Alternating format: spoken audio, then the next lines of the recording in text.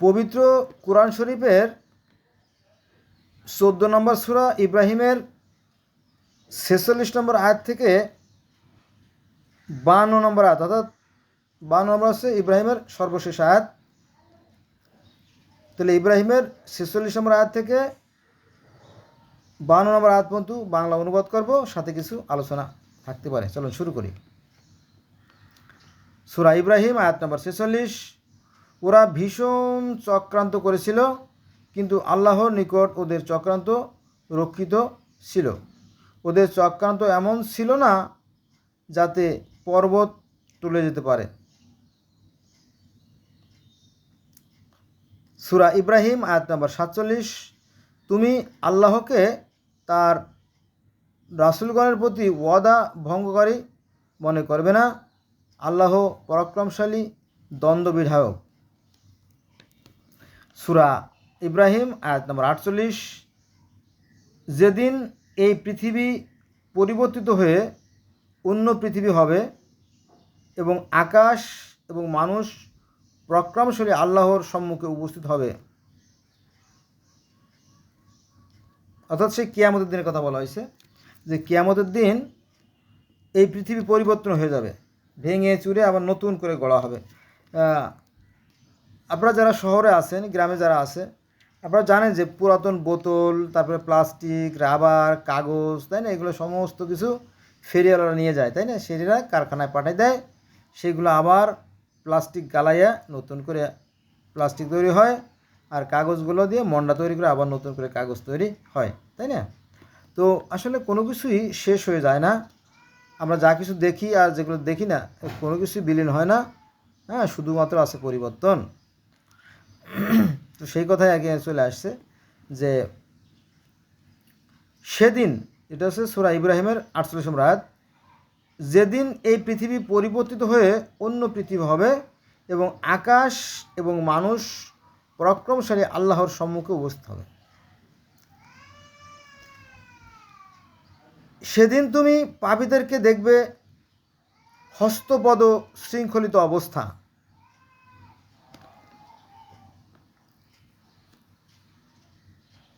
Police যেমন চোর, ডাকাত, গুন্ড, বদমাইশ, বাটপার যাদেরকে কী করে হ্যান্ডকাপ পরাইয়া নিয়ে আসে না, ঠিক ওরকম ব্যবস্থা হবে সেদিন, হবে বিচারের দিন। সূরা ইব্রাহিম আয়াত নম্বর 50। ওদের জামা হবে আলকাতরার, ওদের জামা হবে আলকাতরার এবং অগ্নি ওদের মুখমণ্ডল আচ্ছন্ন করবে। কাদের? পাপীদের। সূরা ইব্রাহিম আয়াত নম্বর 51। এজন্য যে আল্লাহ প্রত্যেকের কৃতকর্মের প্রতিফল দেবেন, নিশ্চয়ই আল্লাহ হিসাব গ্রহণে তৎপর। মানে সেই মালে কিয়ামতের দিন, অর্থাৎ প্রতিদান দিবস বা বিচার দিবসে সৃষ্টিকর্তা কী করবেন? যাদের কর্মফল দেবেন, যেহেতু এরা পাপী, এজন্য ওদের জামা হবে আলকাতরার মতো, আর ওদের মুখমণ্ডল হবে আগুনে আচ্ছাদিত, তাই না, সেই কথা বলা হয়েছে আর কি। সূরা ইব্রাহিম আয়াত নম্বর 51 বলছি, আবার বলি। এজন্য যে, সূরা ইব্রাহিমের 51 নম্বর আয়াত, এজন্য যে আল্লাহ প্রত্যেকের কৃতকর্মের প্রতিফল দেবেন, নিশ্চয়ই আল্লাহ হিসাব গ্রহণে তৎপর। সূরা ইব্রাহিমের 52 নম্বর, অর্থাৎ সর্বশেষ আয়াত। এখানে বলা হয়েছে যে এ মানুষের জন্য এক বার্তা, যাতে এ দ্বারা ওকে সতর্ক হয় এবং জানতে পারে যে তিনি একমাত্র উপাস্য এবং যাকে বোধ শক্তি সম্পন্নরা উপদেশ গ্রহণ করে। উপদেশ শুধু তারাই গ্রহণ করে যাদের বিচার বিবেচনা শক্তি আছে। এখানে ইব্রাহিম আলাইহিস সালাম বলতেছিল যে আমি হচ্ছি প্রথম মুসলমান, অর্থাৎ বিশ্বাসী, অদৃশ্য বিশ্বাসী। সেটা আছে যে আপনার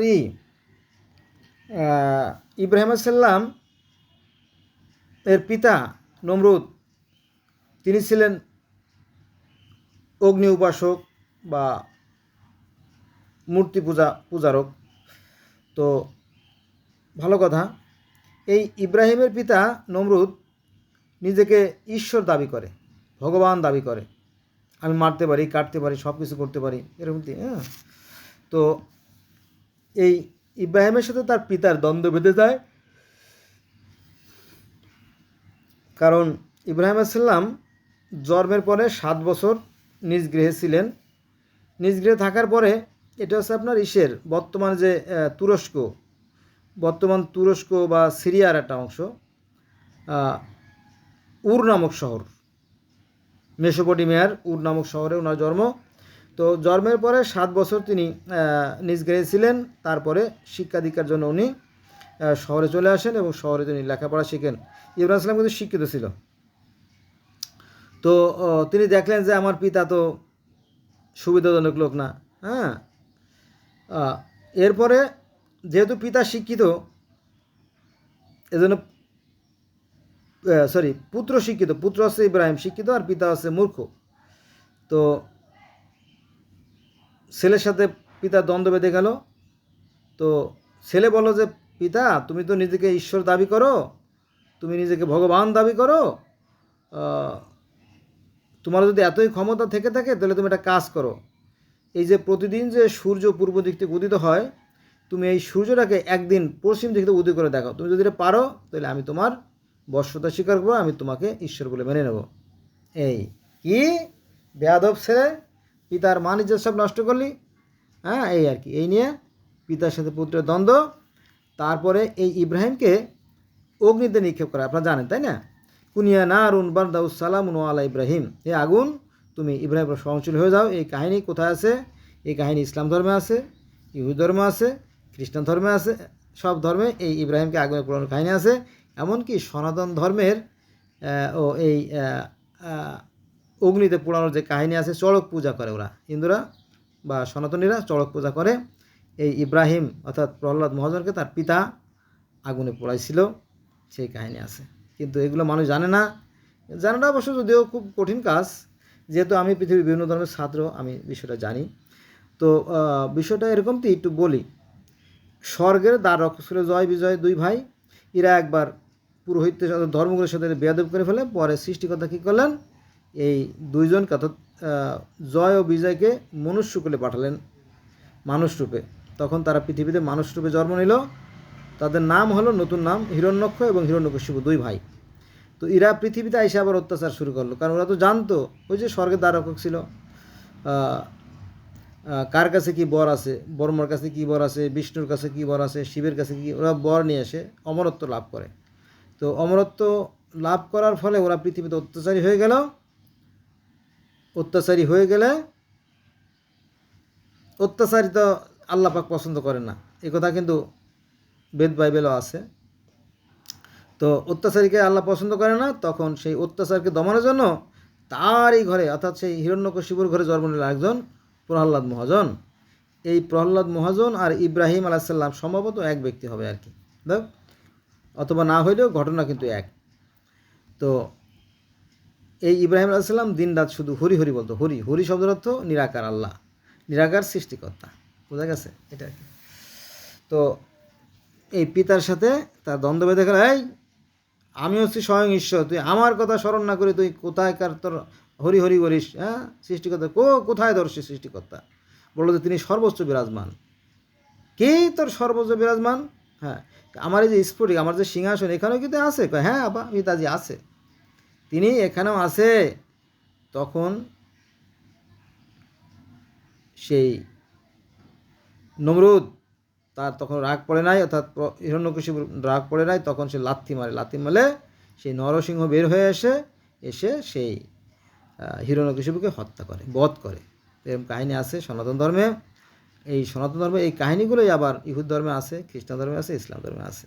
কিন্তু আমাদের যারা আলেম ওলামা আছে তারা এটা কেন যে জানতে দেন না আমি জানি না। আমার মনে হয় জানলে এই যে ধর্ম নিয়ে যত সংঘাত, দ্বিধাদ্বন্দ্ব, এগুলো দূর হয়ে যেত এবং পৃথিবী আর একটু সুন্দর হতো আর কি। ঠিক আছে, এ হলো বিষয়। তো আসুন আমরা ধর্ম নিয়ে বাড়াবাড়ি না করি, আমরা সৎ কাজ করি। আর জানা যেতে হলে সৎ কাজ অবশ্যই করতে হবে। যারা অসৎ কাজ করবে তাদের কঠিন শাস্তির সম্মুখীন হতে হবে, এবার কোনো বিন্দুমাত্র সন্দেহ নাই। ধন্যবাদ সবাইকে।